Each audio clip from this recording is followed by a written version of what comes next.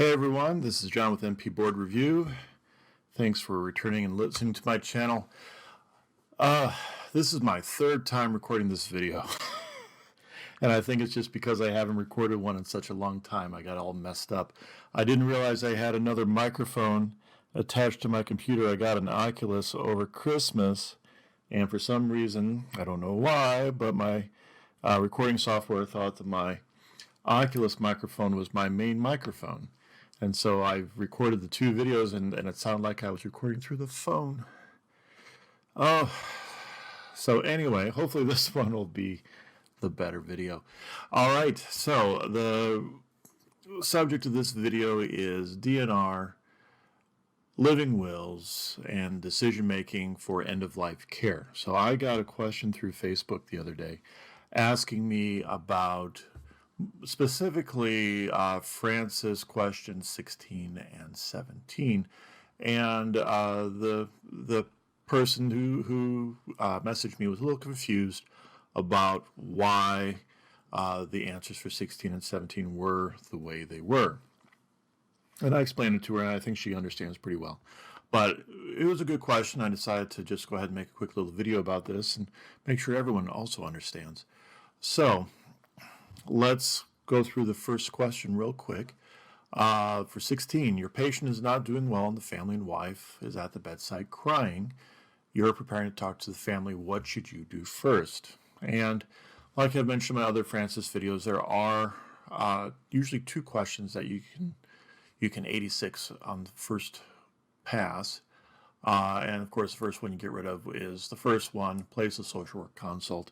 Again, for all these board review questions, whenever it says get a consult or basically pass the buck, that's always going to be the wrong answer. So we can get rid of that one very easily. B, explicitly explain the situation, the outcomes, and the care involved. And that is a good thing to consider when talking with the family. But is that the appropriate one for the first thing that we do? Because remember, this is what we do first.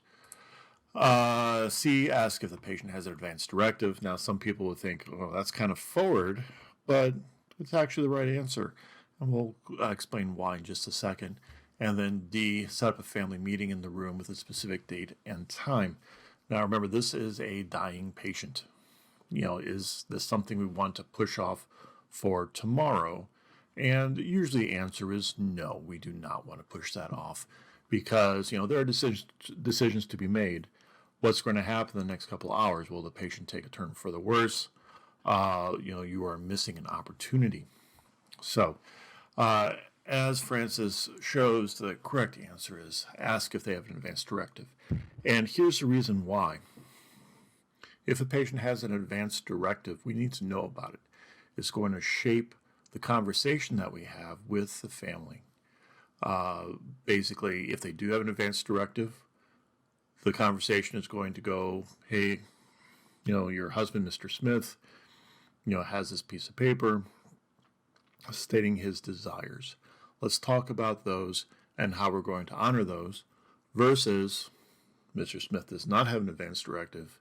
Okay, well, let's talk about how he's doing and let's take a look at the possible options that we have in his care. And this helps guide the conversation so that there's no confusion.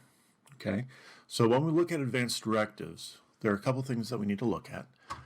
And the first thing we need to look at for advanced directives is the living will itself.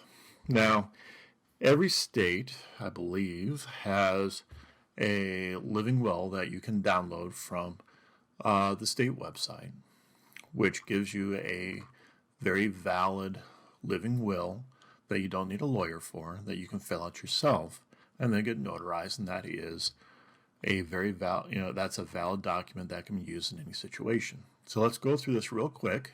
This is North Carolina.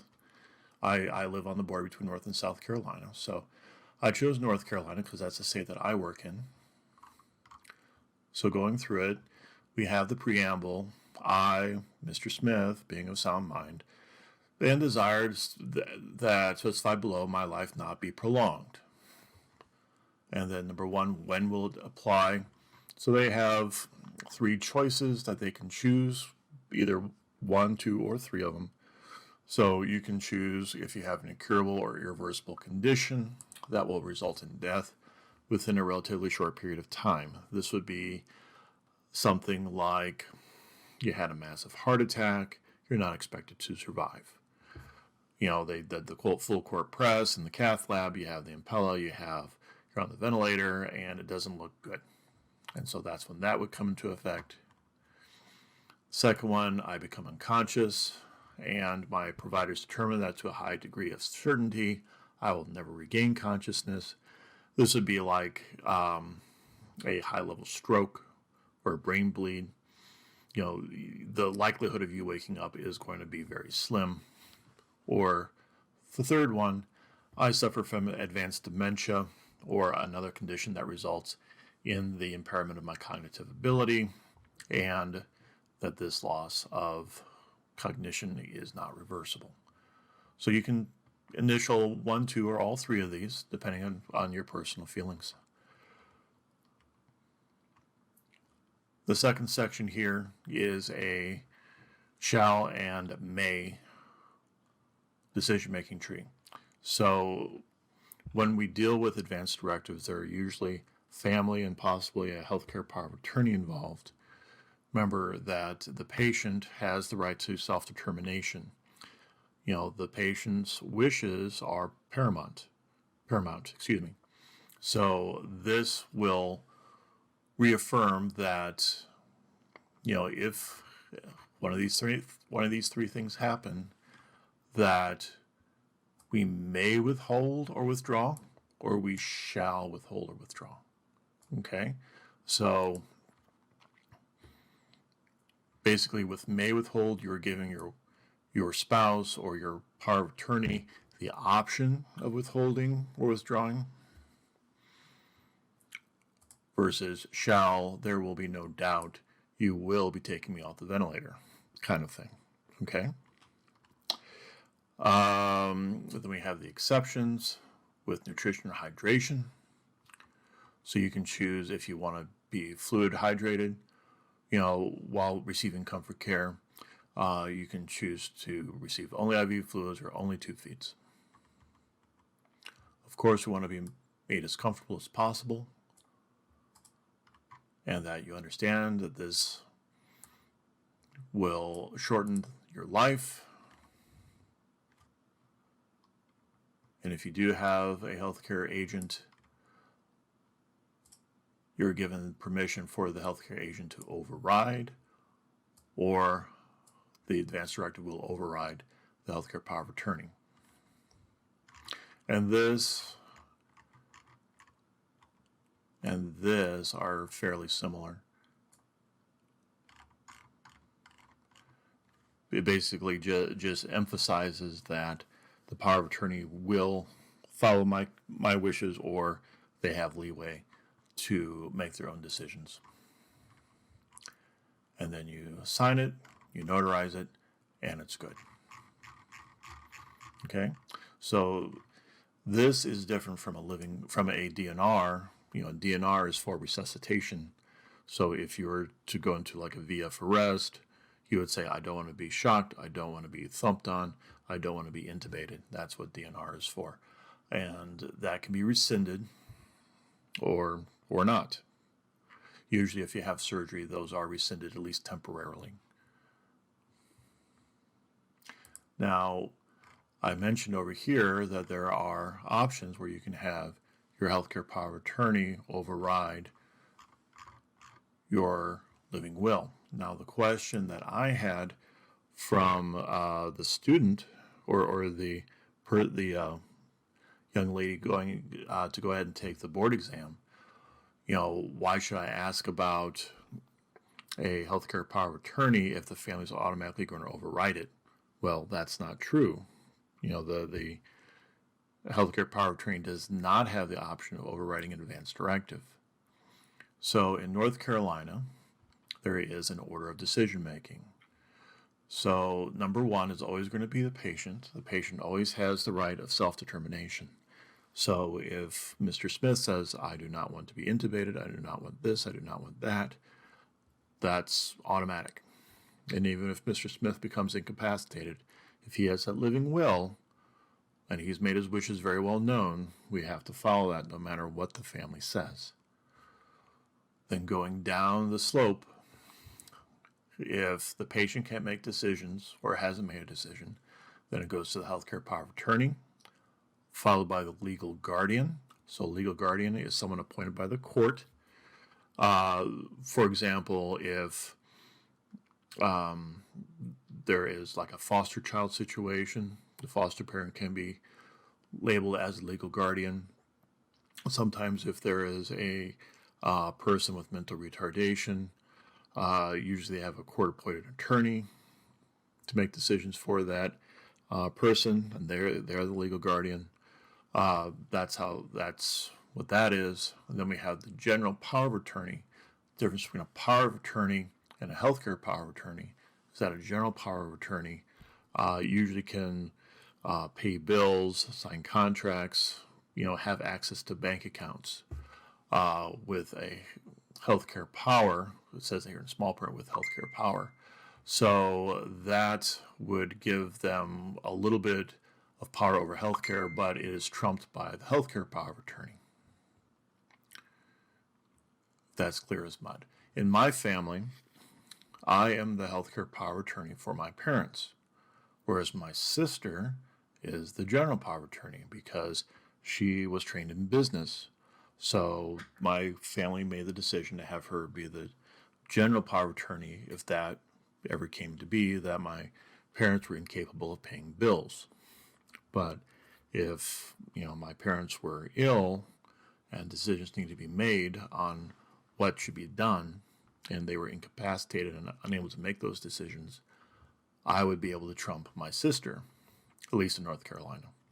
Now that changes from state to state. In South Carolina, you can see that a general power of attorney trumps the healthcare power of attorney. It varies from state to state in terms of succession, but typically they follow the same route in most cases.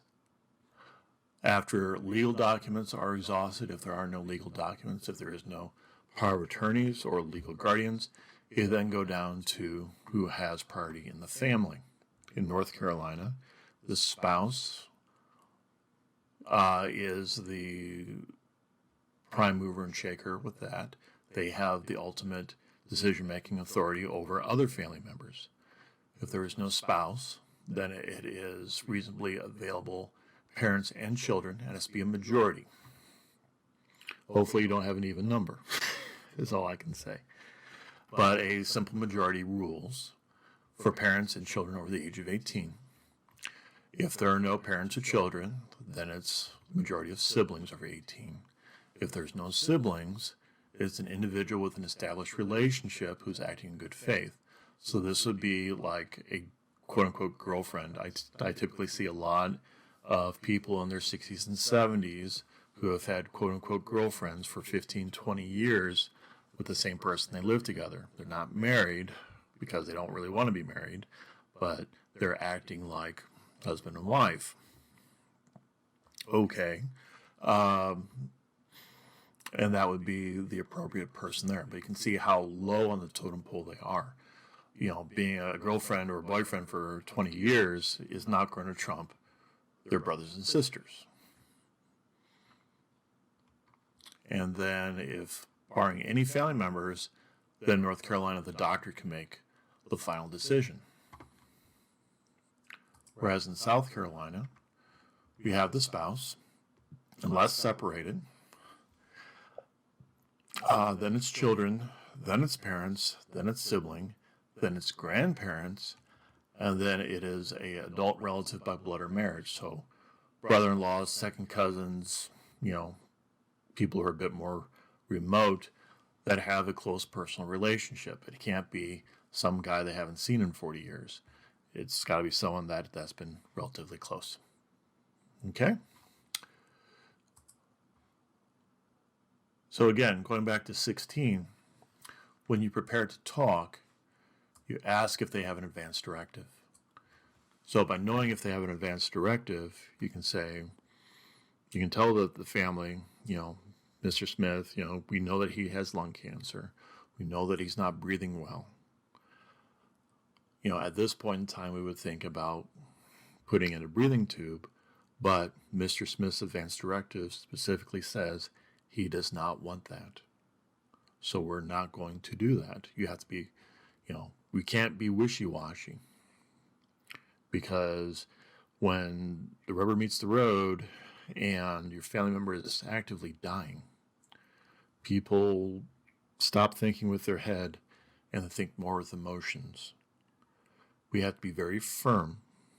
We have to say, hey, Mr. Smith has an advanced directive. He is very certain that he did not want to be intubated.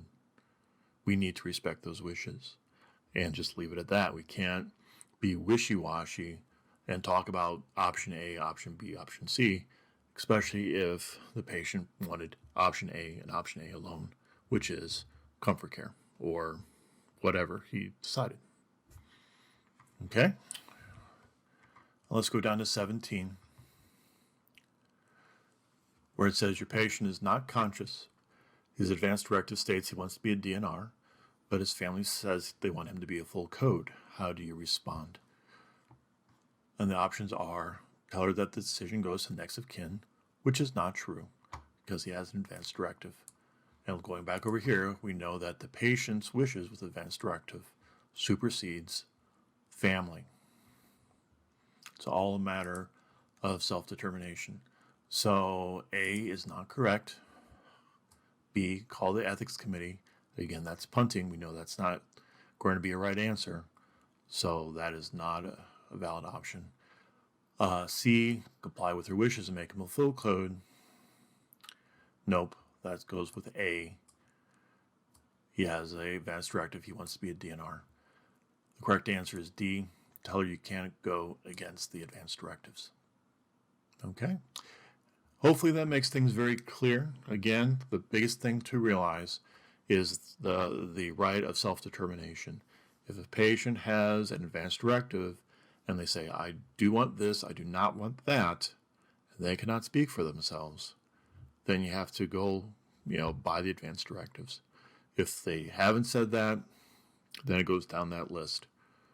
Is there a power of attorney? Yes or no? If there's not, then we go down to the family, which would be spouse, children, parents, brothers and sisters, and close friends and family. All right? Thank you again so much. I hope you enjoyed this, and I will be back hopefully soon with another video. Thanks so much.